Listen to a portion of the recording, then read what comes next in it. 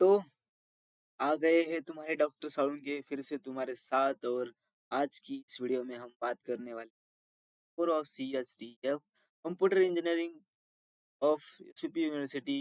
And unit 4 is the evidence collection and data season. तो हम इस चैप्टर में पढ़ने वाले हैं why collect collection options, obstacles, types of evidences, the rule and the evidence, volatile evidences, general procedure, collection, archiving, method of collection, artifacts, collection, controlling contamination, the chain of custody.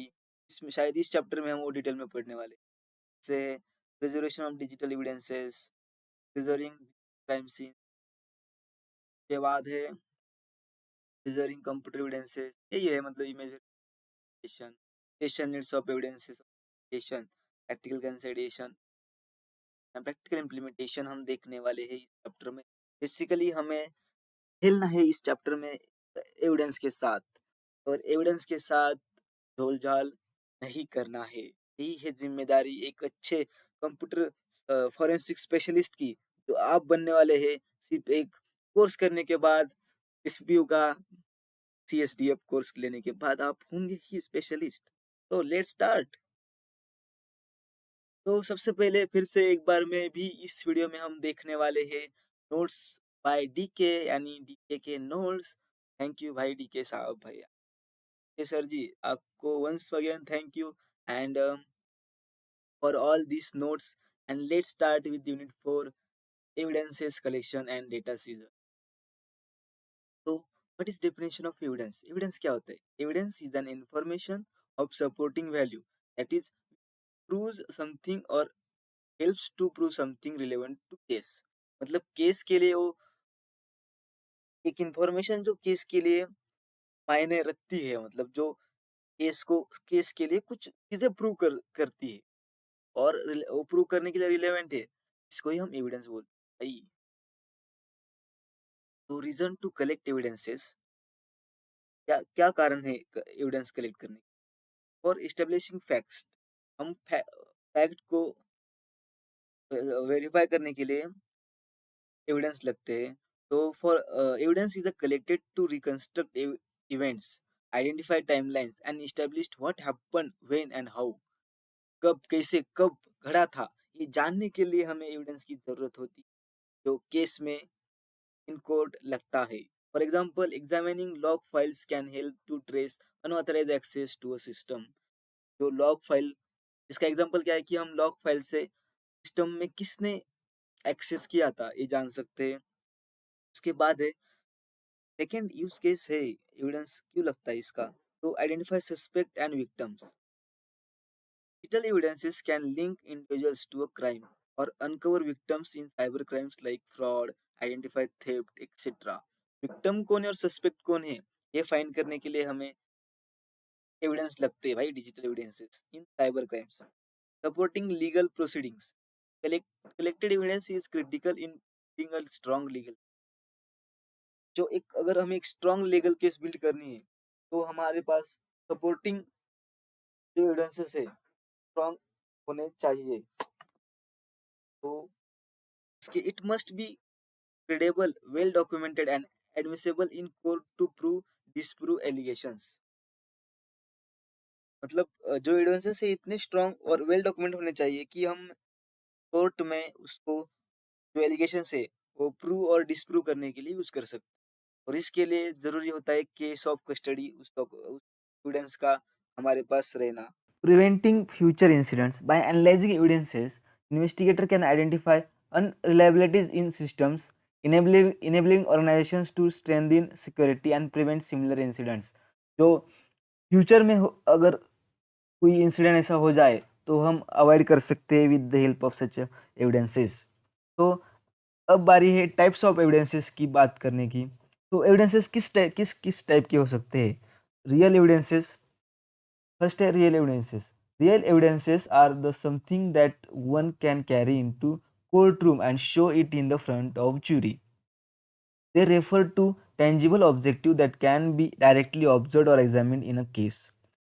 They might be included a computer used to commit cybercrimes or storage devices containing incriminating data. Real evidences is crucial as it provides direct proof linked to the crime. Like the अब example तुम्हें देना होगा real evidences का, तो हम क्या बता सकते हैं कि अगर किसी एम्प्लॉय ने किसी एम्प्लॉय ने कंपनी का डेटा किसी दूसरे कंपनी को शेयर किया है, तो हम और वो लैपटॉप हमारे पास है जिसने जिस जिस लैपटॉप से उसने वो डेटा शेयर किया था, जैसे कि ईमेल, उसका ईमेल और वगैरह कुछ है जो डिवाइस है उसका, वो हमारे पास है और हम वो कोर्ट रूम में प्रेजेंट कर सके, तो वो होता है रियल एविडेंस। मतलब एक फिजिकल चीज जो हम कोर्ट रूम में दिखा सकते हैं, और ये है रियल एविडेंसेस। और नेक्स्ट टाइप का एविडेंस है documentary evidences, like the evidences which is in written form, nothing but a documentary evidences, the server logs, email, database document, etc. The documentary evidences might be fake by a professional PC user and therefore must be authenticated to be permitted in a courtroom.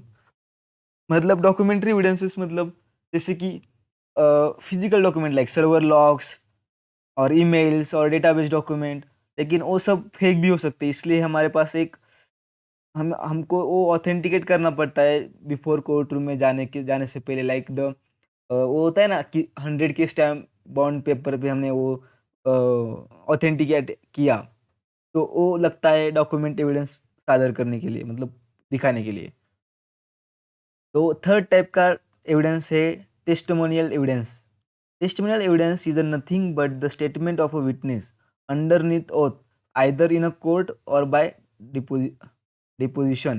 The testimonial evidence normally support other types of evidences and provides context for technical findings. मतलब testimonial evidence मतलब वही जो अगर किसी बंदे ने evidence दिया शपथ लेके, तो वो एविडेंस होता है टेस्टिमोनियल एविडेंस, मतलब किसी बंदे का एविडेंस। उसके बाद है demonstrative evidence. Demonstrative evidence recreates और explains different evidences. Demonstrative evidences does not talk to itself,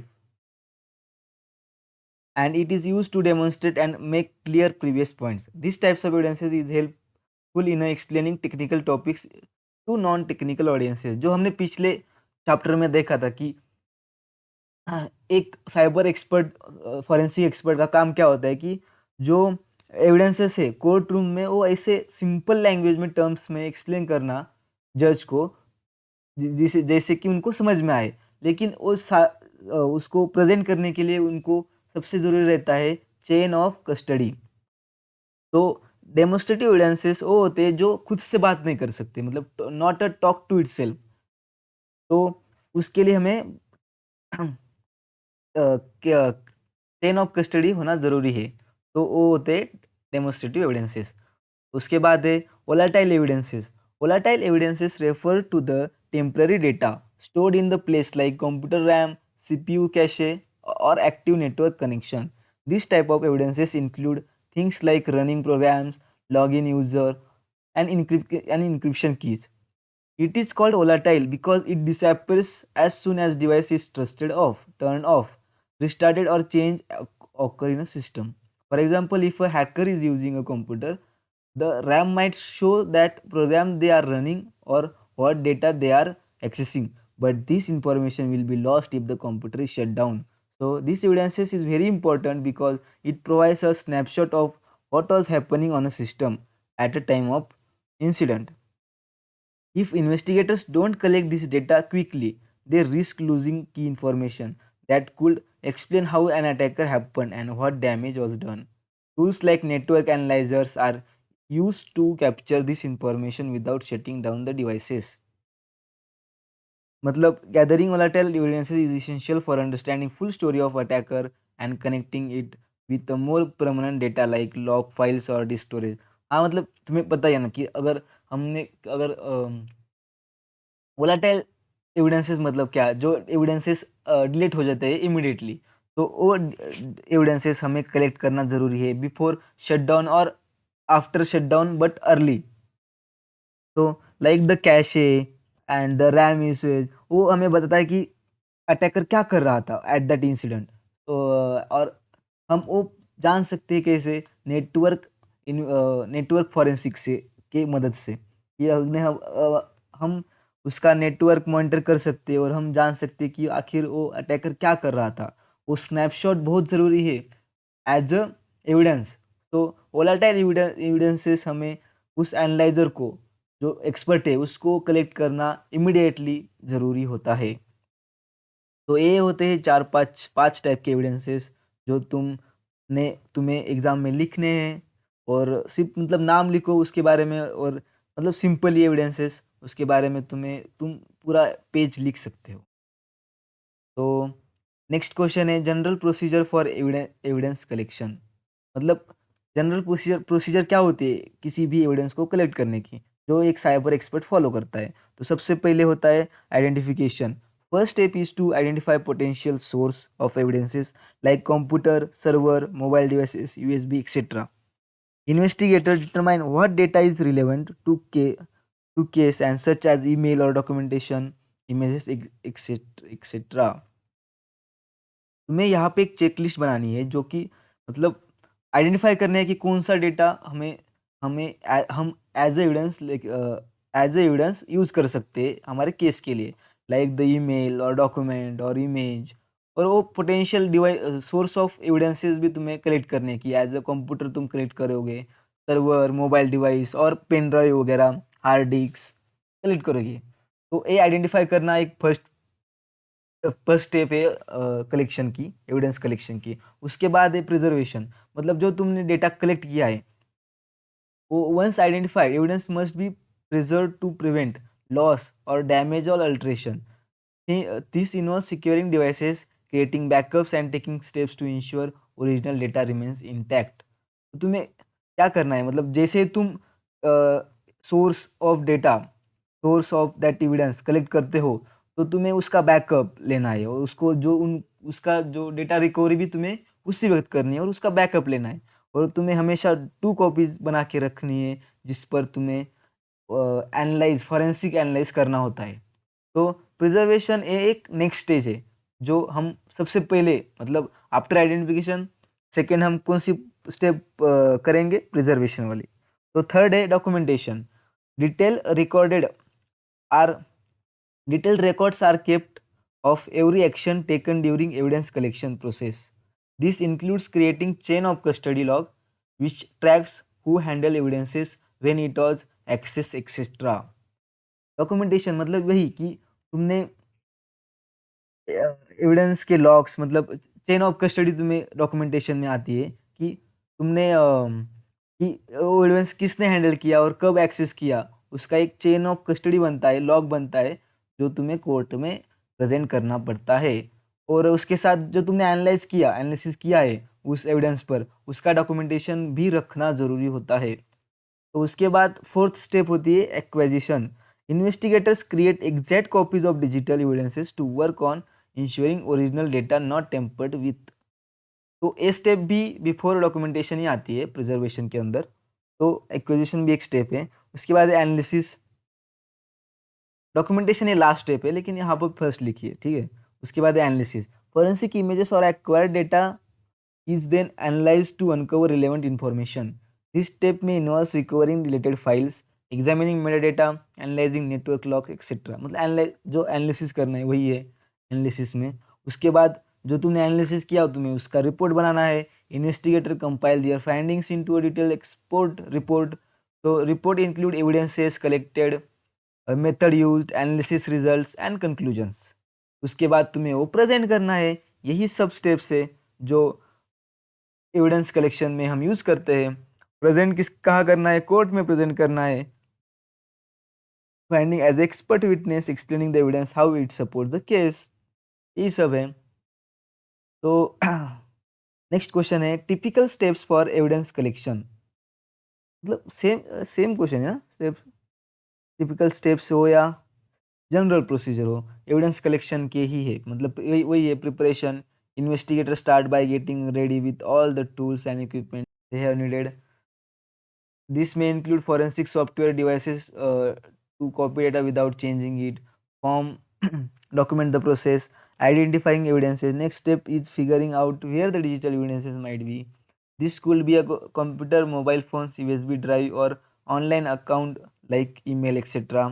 मतलब यही है प्रिपरेशन। फर्स्ट तुम्हें क्या क्या मतलब क्या क्या कलेक्ट करना है वो प्रिपेयर करना, आइडेंटिफाई करना कि next step is figuring out where digital evidences might be. This could be a computer, mobile phone, वही सिक्योरिंग द सीन्स।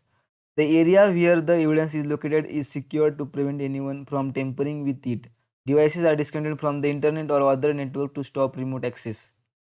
वही होता है कि तुमने एक बार जो तुम एविडेंस कलेक्ट करोगे तो तुम्हें एक वो सिक्योर प्लेस में रखना रखना होता है कि जहाँ से वो टेम्पर ना किया जाए किसी के द्वारा, और उन सब जो भी एक्सेस करे उनका उन सब का तुम्हें लॉग भी मेंटेन रखना पड़ता है।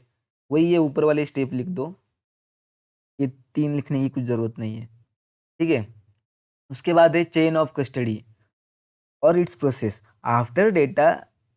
जो तुम्हें मैं बता रहा था कि चेन ऑफ कस्टडी क्या होता है, कि मतलब जब हम डेटा एविडेंस कलेक्ट करने के बाद कोर्ट में पेश करने तक का सब जो सब लॉक्स होता है वही होता है chain of custody. After data has been gathered it must be safeguarded against contamination, मतलब छेड़छाड़। Verified duplicate should always be used in forensic analysis rather than original files. Verified duplicate should always be used, मतलब जो yes वही जो तुमने उसका backup लिया था डेटा का वही यूज होगा for forensic analysis. Having a chain of custody is useful technique to guarantee that data is not corrupted.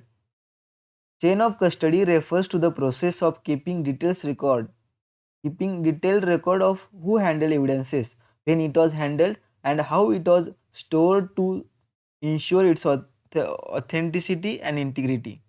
तो यही होता है चेन ऑफ कस्टडी में कि मतलब एक डिटेल रिपोर्ट होता है जहाँ जहाँ जहाँ आप उस चीज मतलब जहाँ आप स्टोर करते हो डेटा की वो किसने एविडेंस हैंडल किया है, कब हैंडल किया है और किस लिए हैंडल किया है, ये सब। ठीक है। उसके बाद है प्रोसेस डायग्राम। ये जो स्टेप्स है ना तुम्हें वो चेन ऑफ कस्टडी के स्टेप्स है, मतलब कि डेटा तुम कलेक्ट करोगे, एग्जामिनेशन, एनालिसिस एंड रिपोर्टिंग। क्या है data collection? It is the first step in chain of custody process. In entails identification, labelling, recording and acquisition of data from all relevant sources while maintaining integrity. मतलब जो तुमने data evidences है वो evidences की सब तुम्हें data collect करना है कि लेबलिंग एंड रिकॉर्डिंग वो सब। उसके बाद तुम्हें उस डेटा को एग्जामिन करना है। During this step the chain of custody information is documented as well as forensic procedure that was followed. The result of examination stage is the analysis stage. In this legally justifiable methods and techniques are used to gather useful information in order to respond the question post in the case. तो तुम्हें या इस stage में analysis करना है उस जो सब तुमने जो डेटा लेबलिंग और जो किया था गैदर किया था उसका एनालिसिस तुम्हें इस स्टेज में करना है। उसके बाद एक डिटेल रिपोर्ट तुम्हें तैयार करना है। यही है जो steps, 4 steps in the chain of custody. That is the statement about the chain of custody, various tools जो तुमने यूज किए थे, तुमने फिर issue that have been identified, और उसके बाद additional forensic measure that can be taken और सजेस्टेड। यही है 4 steps in chain of custody. में वो डायग्राम वगैरह निकालना है और तुम लिख लोगे, मतलब बढ़िया लिख लोगे। ठीक है। हाँ ठीक है। तो नेक्स्ट क्वेश्चन है how to control contamination of digital evidences. मतलब to control the contamination of digital evidences specific steps must be followed to preserve its originality. मतलब जो तुमने डिजिटल एविडेंस कलेक्ट किया है उसकी ओरिजिनलिटी मेंटेन रखने के लिए, उसमें कुछ छेड़छाड़ न होने के लिए तुम क्या करोगे? तुम्हें उसका बैकअप लेना है और उस बैकअप के और कॉपीज के ऊपर ही तुम्हें एनालिसिस करना है। उसके बाद जो जो तुम उसके साथ मतलब to prevent contamination it is important to handle evidences carefully and document every action taken. मतलब जो जो भी तुम एनालिसिस वगैरह करोगे उसका डॉक्यूमेंटेशन होना जरूरी है जो तुम्हें कंटेमिनेशन रोकने के लिए हेल्प करेगा। For example when collecting evidences from a computer a forensic expert should create a exact copies of data instead of working with original files. ठीक है। वही वही जो मैंने बताया कि ओरिजिनल कॉपी में तुम्हें काम नहीं करना है। Original evidence should then be stored in a secure location such as lock storage area or tamper-proof digital repository. In additionally, every person who access the evidences must log their actions, including purpose and time of access to maintain transparency. By following these steps, contamination of digital evidences can be minimized. वही एक तुम्हें proper log maintain रखना है उस चीज़ का कि किसने कब एक्सेस किया। तो इसी और तुम कॉपीज पे काम करोगे और इन सब से ही तुम कंटेमिनेशन ऑफ एविडेंसेस रोक सकते हो, मिनिमाइज कर सकते हो। ठीक है, तो नेक्स्ट क्वेश्चन है computer evidences processing steps. Turn off the computer if evidences is non volatile. Computer evidences processing steps मतलब तुम जो तुम्हें एविडेंस मिलेंगे उस पर तुम क्या क्या प्रोसेस करने वाले हो। तो सबसे पहले तुम कंप्यूटर को बंद करोगे अगर वो नॉन वोलेटाइल एविडेंस है, तो मतलब कि अगर किसी हैकर ने उसको एक्सेस ले लिया है तो वो एक्सेस इंस्टेंटली डिस्कनेक्ट हो जाए depending on the computer operating system. This usually means unplugging the plug और shutting down the network machine using the proper commands. The computer system should be shut down as soon as possible when time is of the essence. वही है, तुम्हें वो disconnect करना है network से। ठीक है, सेकेंड है document the system hardware configuration before disassembling the computer. It is critical to photograph it from all angles to document the system hardware components and how they are connected. कभी कभी क्या होता है कि कुछ स्क्रिप्ट यूएसबी और pen drive में connected हो जाते हैं, तो तुम्हें वो अवॉइड, तुम्हें वो चेक करने के लिए तुम्हें वो मतलब जब तुम हार्डवेयर उसको डिसअसेंबल करोगे उससे पहले तुम्हें proper documentation, proper photograph of that PC with from all angles में लेना है। ठीक है, उसके बाद है move the computer system to a safe area unless the computer is locked up and place in a secure area, never leave it alone. तो तुम्हें वो कंप्यूटर उसी वक्त, जो एनालिस्ट है उसी वक्त वो तुम्हें साथ लेके जाना है और वो सेफ हाउस जो है, सेफ एरिया है वहाँ पे, सिक्योर एरिया है वहाँ पे तुम्हें लॉकअप में वो रखना है। और साथ ही तुम्हें उसका तभी बैकअप लेना है और रिकवरी प्रोसेस भी तुम्हें उसी वक्त करनी है। Create hard disk and a floppy disk using a bit stream backups instead of using original computer. All evidences processing should be done on a recovered copy of bit stream backup. में जो तुमने जो backup लिया है उस पर ही तुम्हें analysis करना है। Validate data on all storage devices mathematically. You must be able to demonstrate that you did not alter any of the evidences after taking control of the computer. मतलब और तुम एक कैसे बता सकते हो कि अगर तुमने अगर सभी लॉक्स मेंटेन रखे हैं तभी तुम वो बता सकते हो कि कुछ भी डेटा के साथ, एविडेंस के साथ अल्टरेशन और डेटा चेंज हुआ नहीं है। ठीक है, record the systems time and date, create a list of key search words, examine the swap file in the Windows, examine file slack. It is a significant source of security leakage और and is made up of raw memory dumps that occur during the work session as files are closed. File slag वो files होती है जो कि raw memory dump से तैयार होती है, जो वर्क सेशन में क्रिएट होती है जब हम files are we are closing the files. ठीक है, तो वो फाइल्स लाइक इजीली एक्सेसिबल नहीं होती है, वो भी तुम्हें एक्सेस करनी है, जो एग्जामिन करनी है इन फॉरेंसिक साइंस। ठीक है, forensic search. Examine the unallocated space, जो इरेज डेटा है और अनअलोकेटेड स्पेस है वो भी तुम्हें रिकवर करना है। Search file slack and unallocated space for keywords, और तुम्हें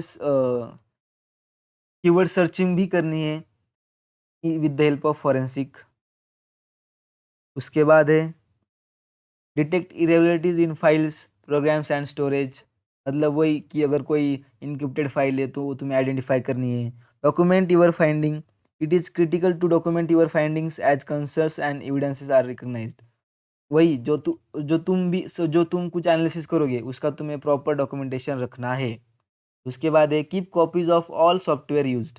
finally it is advise that a copy of software use to be supplied with output of forensic instrument engage as part of your documentation.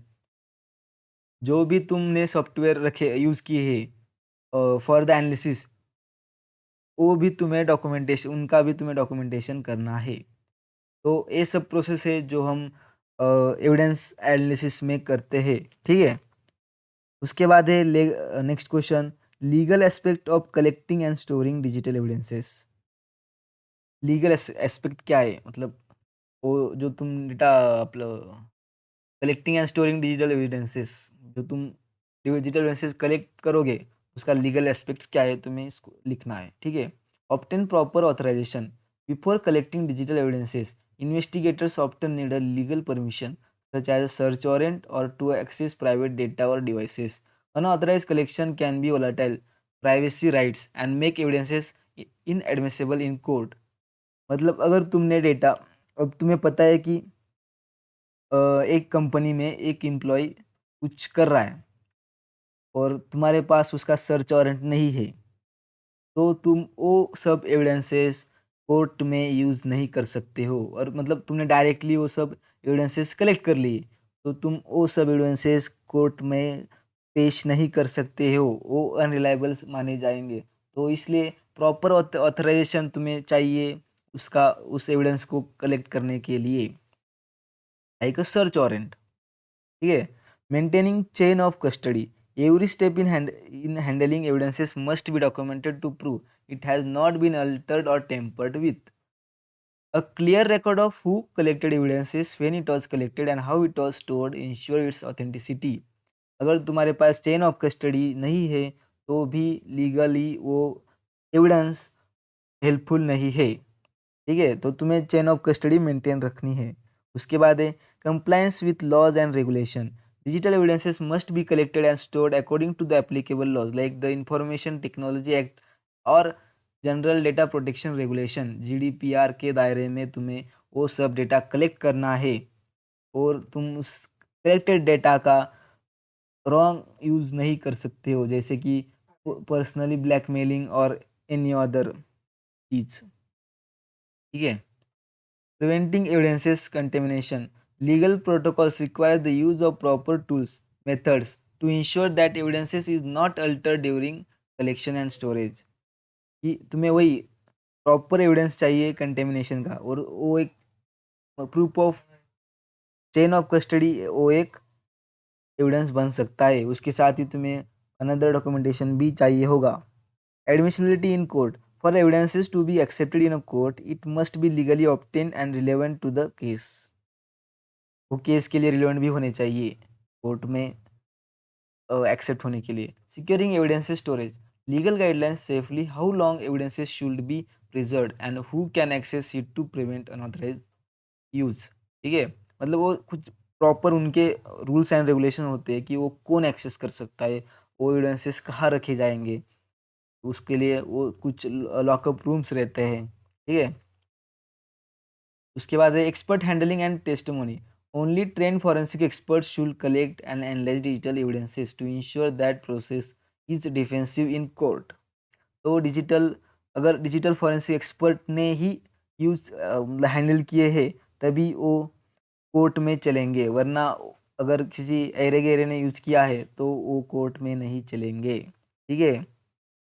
तो digital forensic expert होने के लिए आप लोगों को बहुत स्कोप है, और एसपीपीयू ने हमारे ऐड भी किया है सीएसडीएफ कोर्स फाइनल ईयर के लिए।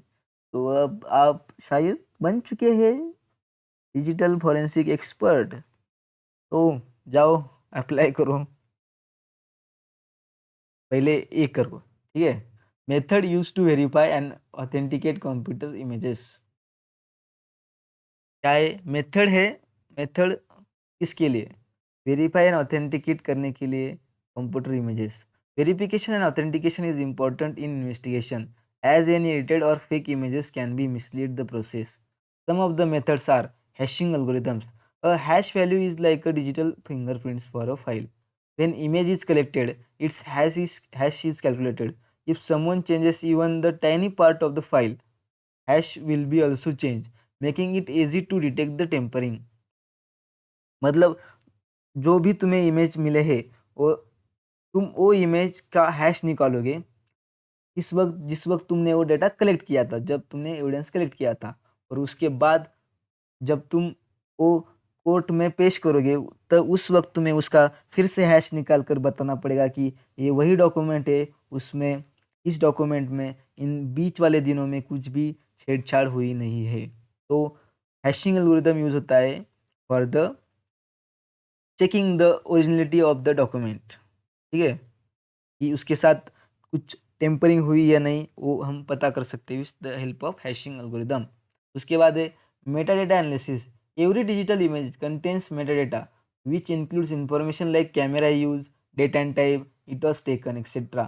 By checking metadata, experts can spot inconsistencies like the if image claims to be original but shown signs of being edited at different time. वही मतलब मेटाडेटा के साथ हम using the metadata we can analysis the images. उसके बाद उसके बाद है digital watermarking. Some images have invisible watermark like the hidden signature added by the creator. This watermarks helps to confirm images origin and prove it has not been copied or tampered with। तो digital watermark के help से भी हम image का analysis करते हैं। और I think बीच में ना चैट जीपीटी ने जो डैली डैली के साथ जो इमेज जनरेट होंगे उस पर एक कॉपीराइटेड मतलब कॉपीराइटेड लगाया था। और हाँ, जेमिनी के इमेजेस पे भी तुम देख सकते हो कि नीचे में कुछ वाटरमार्क होता है, वो वाला वाटरमार्क भी एक डिजिटल वाटरमार्क है। ठीक है। Error level analysis ELA. ELA checks the compression level in different parts of the images. If one part of the images look different, example of face was added, the total highlights these differences. अगर ये भी एक analysis है कि error level analysis होती है जो कि इमेज का कंप्रेशन लेवल चेक करती है। ठीक है, ये याद रख लो ELA। उसके बाद है file signature analysis. Every image file has a unique structure और signature based on its format like JPG और PNG. If someone changes the file content but keeps the same name comparing file signature but its expected type can be reveal tampering. मतलब file format change करना, वही signature analysis है। ठीक है। उसके बाद है use of forensic tools. Specialize software like EnCase FTK forensic toolkit or Atospy can analyze images deeply। Software जैसे इनकेस, FTK, एटोस्पाई हम यूज़ कर सकते हैं इमेजेस को एनालाइज करने के लिए। उसके बाद है chain of custody documentation. Keeping track of who handle images when and how is crucial to avoid doubts about its authenticity. तो चेन ऑफ कस्टडी भी हमें हेल्पफुल रहे इमेज के इन्वेस्टिगेशन में। ठीक है, इमेज का ऑथेंटिकेशन और investigation of images as a digital evidences. ठीक है, हमने इसके बाद यूनिट ख़त्म। तो हमने देख लिया है पूरा की पूरा यूनिट 4। इस वीडियो में आपने 2 कदम बढ़ा लिए हैं डिजिटल फॉरेंसिक एक्सपर्ट की तरफ। तो बने रहिए, अगले चैप्टर में आए फिर से मैं आऊँगा डॉक्टर साळुंके आपको बताने चैप्टर नंबर 5। मिलते हैं अगली वीडियो में, तब तक के लिए ओके बाय।